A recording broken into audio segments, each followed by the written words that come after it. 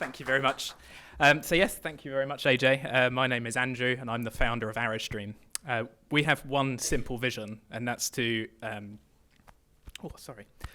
revolutionize the research industry by seamlessly integrating modern data technologies with survey data. I really want to empower every user to be able to unlock the insights effortlessly.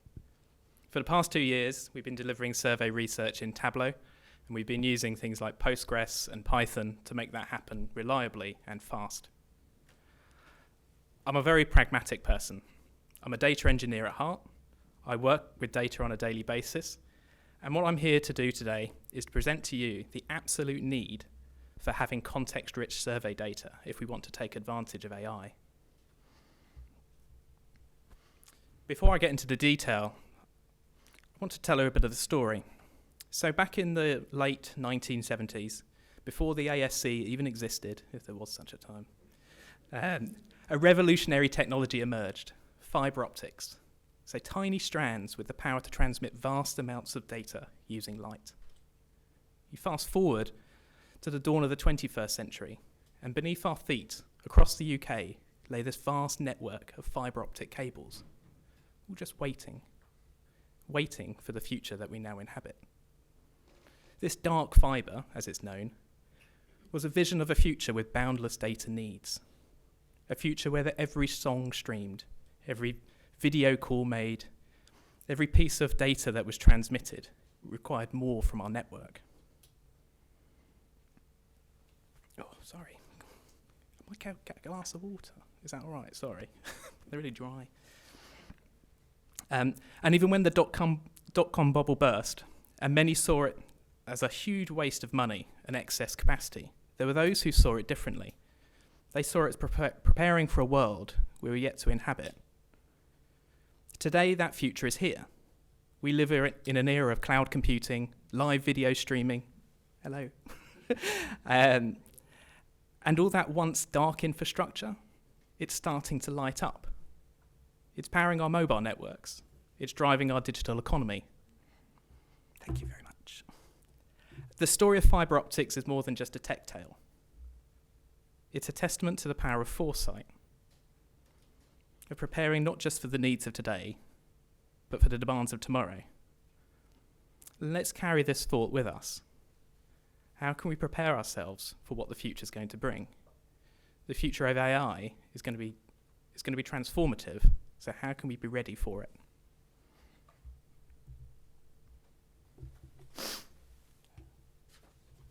So the industry is at the dawn of a new era.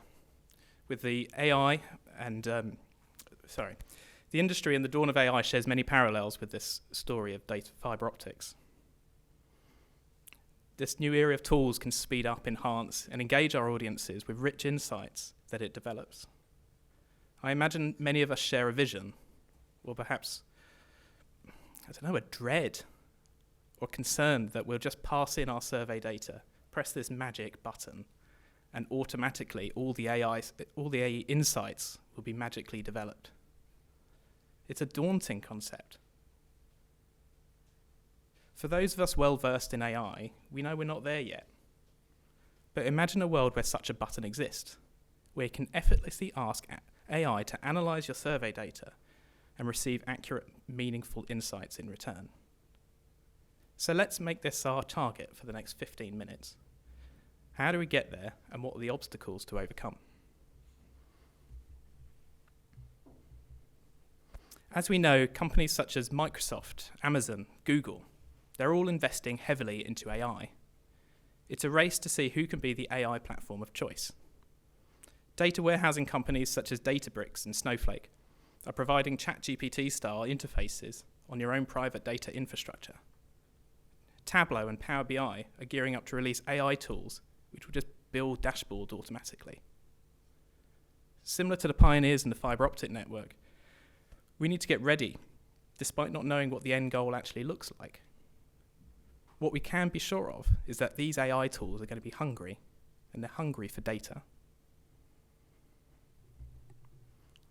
And let's not forget the potential of survey data in this age of AI.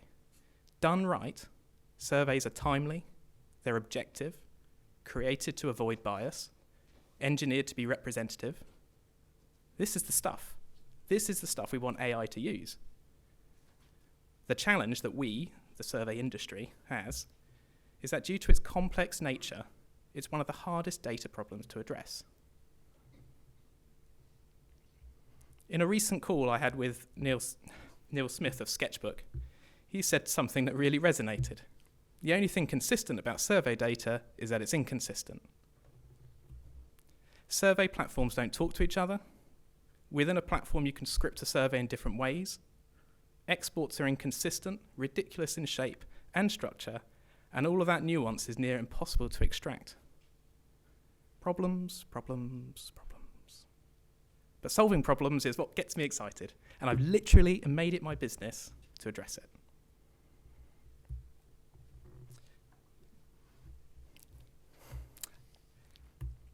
So, for me, there's three things that we need to do.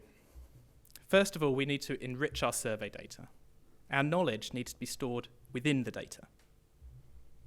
2, our survey formats need to help and not hinder. We need to start demanding more from our survey platforms. And 3, we need to store that context-rich survey data in formats that are ready for AI. So let's get into these in a bit more detail. So first of all, enriching our survey data. First thing we need to do is actually just add the basics. Now, we do this stuff all the time. We either do it subconsciously or we do it manually, but it's adding things like, here's my table of data, which I've extracted from the survey platform. Now I need to add, what's the question text? So how was that question asked? What are all the options available? Who was that question asked to? What was that survey for? So just adding the basics, because not always those basics are there with the data when we export it from the survey platform. Number 2, now we need to really prepare ourselves for ambiguity.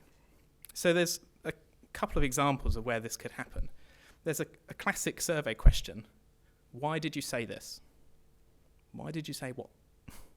The AI tools, which will analyze our data, will look at that individual column and then try to make sense of it, unless you tell it's related to the previous question. Now, at the moment, that kind of relation doesn't come out in our survey data. We just get this stack of columns. Another potential for ambiguity is if you have an age question. So, for example, you ask a respondent, how old are you? They reply, I'm 25. What we typically do as researchers is then put those people into generational groups, whether they're a millennial or a baby boomer, and we do that based on the year of their birth. So we work that out from their age. Now, we need to make sure that that kind of data is then stored within the data, because we can't just rely on AI to make that assumption every single time. What potentially happens if you analyze that survey a year later just using AI? Will it work it out correctly? Will it kind of reference back what the data of the survey was to then work out the age, to work out the generational group? Don't know. Should do. Will it do it 100% every time? Not unless you put the data in there. Same with geographical boundaries or political boundaries. We need to make sure that we're saying this is what the state of affairs were at that point. 3, we need to extract key attributes. I'm sure many of us have done brand health studies, yet in our survey data, there's never really a column of data that says these are the brands. And so if you say, well, what brands were done in the study, you have to kind of dig in through the variable names, or you have to then look in the options. It's painful. And I know this because I have to do it almost on a daily basis. 4, we have to enable connectivity. So something that AI can really bring to us is the ability to connect with other systems.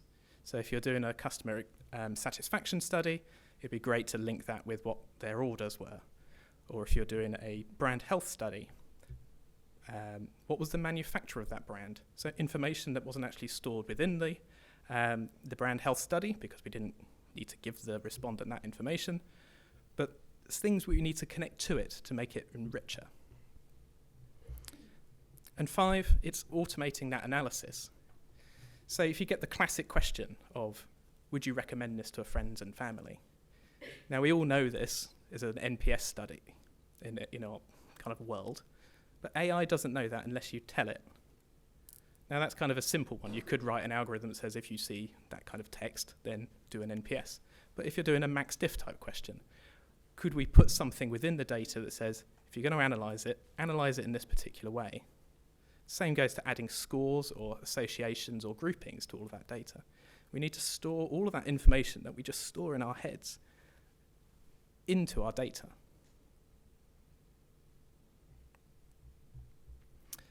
Moving on then. So survey formats need to help and not hinder. As an industry, our go-to file formats are still, sadly, CSV files and SPSS.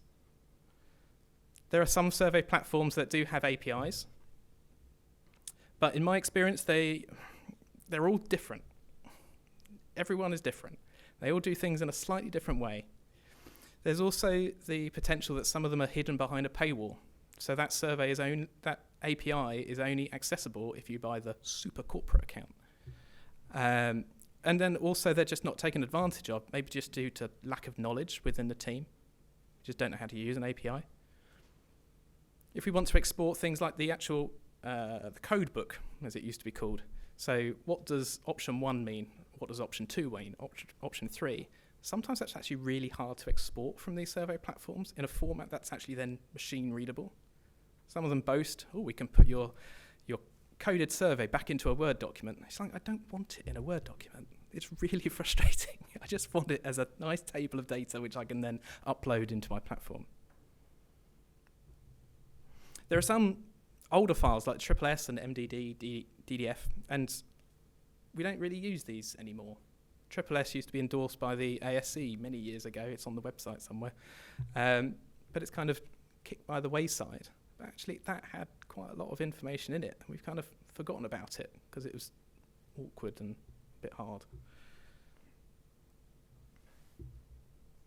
So what typically happens is that you'll get your research agency, and they go, what we need is a data engineer. Data engineer can solve all of our problems. They love this stuff. But in my experience, there's an underlying systemic problem here. So if we look at what a data engineer likes to do, they love working with data warehouses, they love working with Python and R and SQL, they use ETL tools, which doesn't really happen much in survey research, is my opinion. Work with BI platforms, they like preparing data ready for other people to be able to use it. They ingest data all the time. But the problem is when that data engineer starts looking at survey data, they get hit by problems. They may find themselves having to manually transcribe the word questionnaire into that table format. I know that because I do it, as I mentioned earlier. And then as a pure data engineer or a data scientist, they know so much weird information about how to work with data. If you then have to teach them how to use what a single select question looks like and how that compares to a multi-select question, because all they've got is that table of data, and people in this room can identify what each one of those are. That's another thing that you have to teach these engineers. And then we're also having to still work in some of these old-fashioned tools like SPSS. And it's just not cool for a data engineer. Data engineers can now command quite a hefty salary. Many of our clients, we know that they are investing a lot of money in data engineers, and that's pulling the market. So they're not interested in working in market research data. They'd much rather work with the end client and do some cool stuff that way. So there's a problem here. The Market Research Society recently launched the Data Analytics Council, and I 100% believe that this is a great initiative. And if you haven't looked at their blogs, do, because it's showing people who work in the industry how they're using advanced data science and things like that. But for me, there's still this fundamental problem of accessibility of our own survey data, and that needs to change. There are some glimmers of hope. The TS API initiative, which again was recently endorsed, Matt's raising his arms up at the back, is potentially a way that we can get better and be ready for AI. It would consolidate the different APIs across the industry. But it needs to be adopted. If it was adopted, those data engineers could really work their magic. Data could be ingested much faster. We could get data into a format that's ready for AI much faster. We just need to get behind this initiative. It's such a good idea. Okay, then finally, we need to store our context-rich survey data in a format that's ready for AI. So, imagine a situation. We've got our nice CSV file, and then we're going to push it straight into AI. We've got 8,000 columns of data. We've got no context. It's not going to work. What you'll get out is junk. We could plug in a TS API or an API or any other API for that matter and push that in. But again, we're losing that context. The only information in there is what was programmed in the survey. We're missing all that context from that part one that I mentioned. What we do at Arrowstream is that we have this go-between section. So this is where we ingest all of that survey data into a common format, and we store it all in Postgres. We then make it easy to enhance that data and make it easier to work with, adding all of those extra pieces of information, but in a logical and easily editable way. Once you've got it in that really nice format, you can then plug it into AI. But to be honest, you can plug it into anything else because you've got it into a data format that's ready to be read by anything else. So you could plug it into your data warehousing, or you can plug it straight into your Power BI or your Tableau. And you can get them all plugged in at the same time if you want to, because the information is stored within the data, not within the reporting tool. Many of you will recognize that kind of format.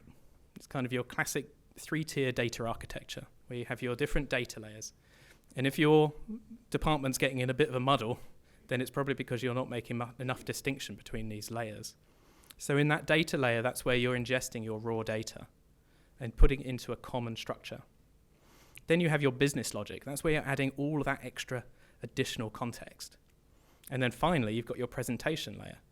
That could be anything you like, and it could be the next thing which we haven't even heard of yet, or the next AI tool. If you've got your data in the right structure, it doesn't really matter how fast the AI industry is moving. Your data is ready to go when it's ready.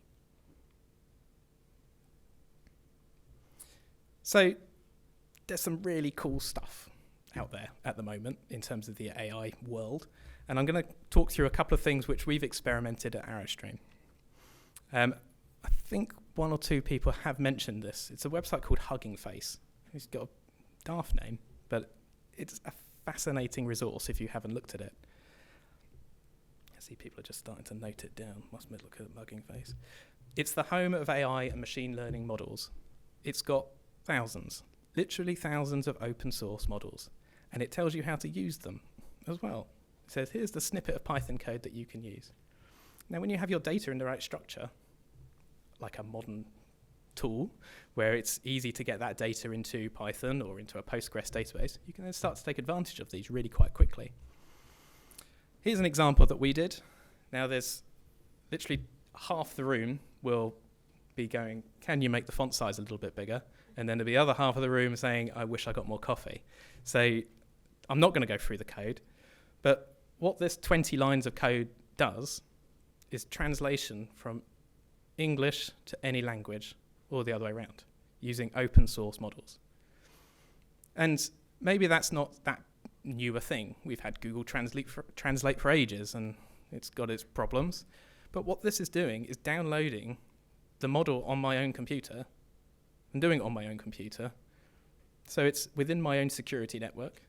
It doesn't cost me anything except for the electricity going through my laptop, and it can be done in minutes.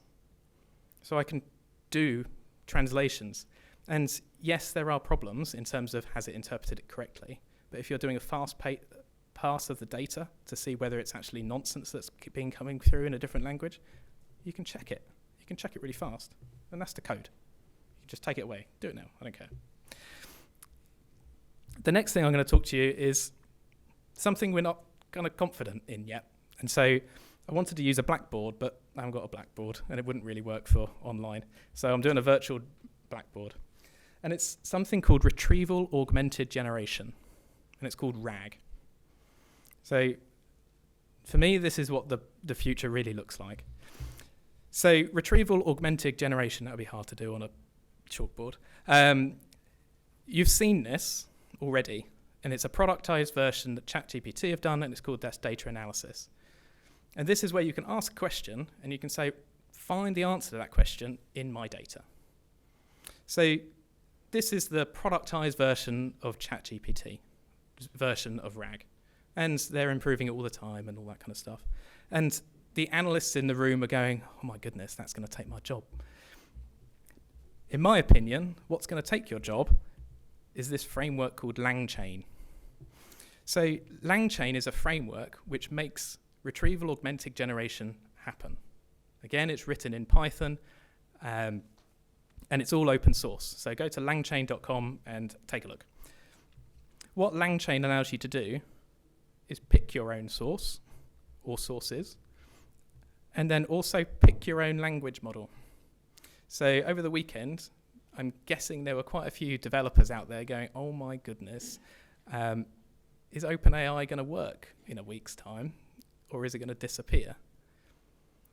If they programmed it in LangChain, they can just go, okay, we're not using that one anymore. We'll drop it and put it in something else. And so there's no, it's a framework. It doesn't really matter. You can actually then compare different models using all the same code, and it's all done in LangChain.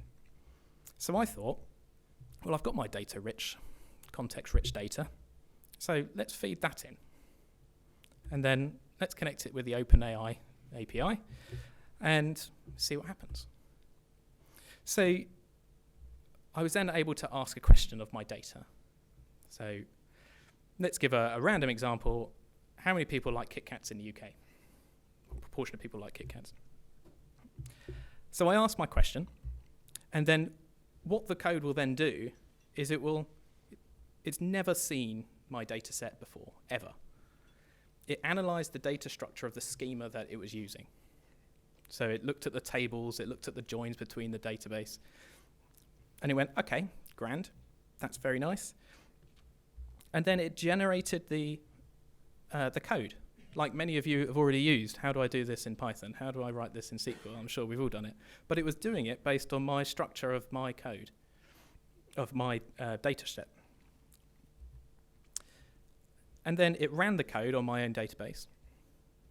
If there was a problem, it fixed itself, because the error was then read by ChatGPT, and it went, I've missed a full stop, or I've missed a table name at the start. And so it reran it to give me the code. It then generated the answer, and then it pushed that back into the large language model to give me the text in a sentence. But it doesn't have to be a sentence. It could be a chart. It could even be a PowerPoint presentation if you really want one. It just blew my mind. And I'd never used LangChain before I started this. I coded that in 2 hours, like start to finish. And most of it was trying to look up how to make it work. You can't use ChatGPT on something that's used it's generated so quickly. So you have to kind of actually learn it yourself. But yeah, it blew my mind that this is now really not far from the future. So final thoughts then. AI is coming. I don't think we've realized the potential capacity of what it can do yet. And surveys can be a powerful input into AI. What we can do now is get our data ready so we can enrich it, get those data formats into a format that's going to help us, and then store that context-rich data in a format that AI can read. Just like those pioneers in the fiber optic network. They planned for a future. They didn't really know what it was going to look like. We're in exactly the same position. We need to get our data ready. Thank you very much.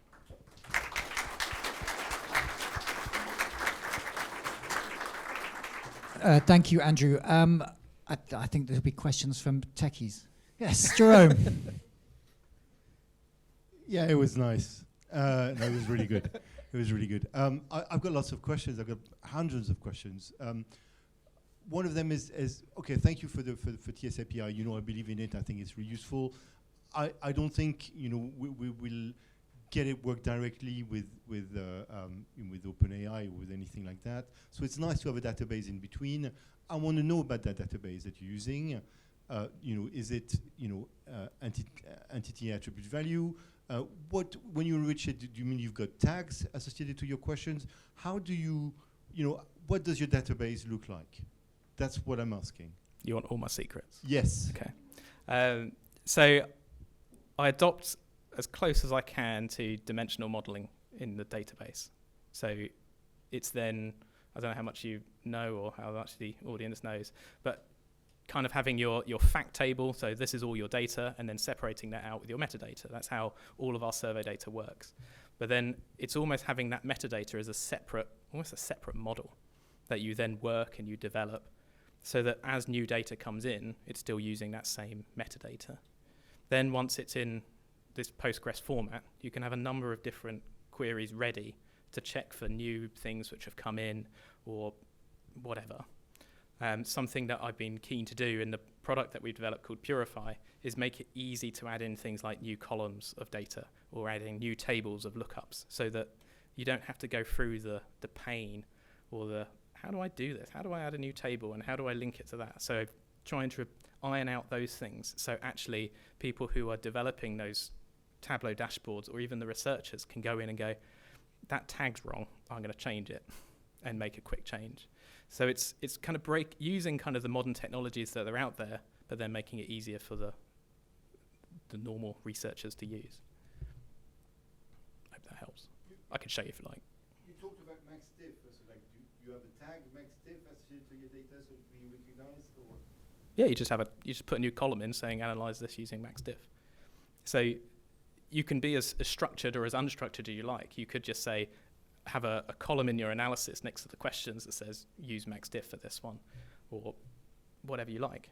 But you just need to structure it. You need to tell it somewhere. I don't know if that answers your question. Do you want to write the industry standard that we can all copy and use? I'm quite happy for you to lead the way. Love to. I just want to make this better, because it's so frustrating working with survey data. If more people can use survey data better, we can do better things. And in my previous presentation here years ago, I talked about data visualization and this thing called the data ink ratio, which is maximize the amount of data you get on your page. There's so much more data hidden in surveys that we don't extract. And if we can make that more available, so if someone can go in and say, tell me more about this brand, and it comes up with data from your survey, and it tells them more about their brand, and they can dig into it, wouldn't that be fantastic? So a quick question. So I'm not a technical, I'm not a data scientist, sorry.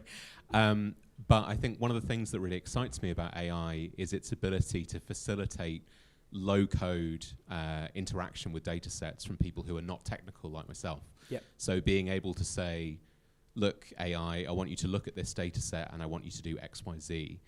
What sort of implications do you think that has for the possibility of sort of more uniformity? Like if it's the AI that's kind of facilitating that interaction with data, will that make it easier to kind of standardize, the way data is analyzed or sort of put into systems?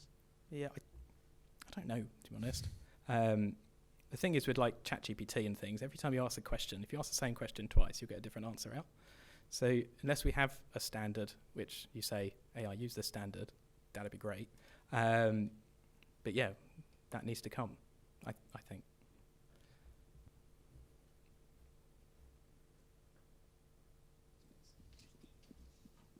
Cheers, Andrew. That's brilliant, and thanks for the plug for TS API. You've already written a Python package which converts SSS and .sav to a JSON representation of survey data under the TS API standard, so thanks again for that.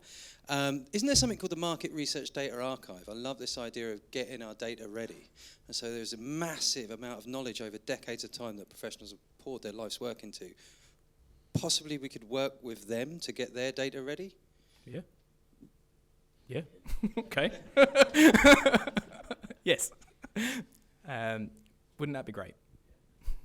You know, I think I've always wondered, as an industry where our whole industry is about data, why we seem to struggle more than most about having data in the right places, in the right formats. And it seems, you know, just thinking about some of the conversations I've had over the last few years about moving towards data lakes, that we're really scared about it. And it's like, well, it's going to be huge because we haven't got the data in the right structures and the data's all over the place. And you think, well, we're people who just, that's our life. So how could it be so difficult for us when we're experts in it?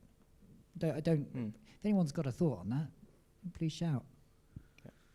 Yeah. Survey data has this kind of tag of it's structured data, yes, but it's the most unstructured structured data that exists. It's madness because anyone can write a script for it, and you do that very fast. So we just need something that then makes it fit in the right place. Okay, Andrew will be holding Geeks Corner at the DP party, so Jerome will be close to him, and you can carry on this conversation. But look.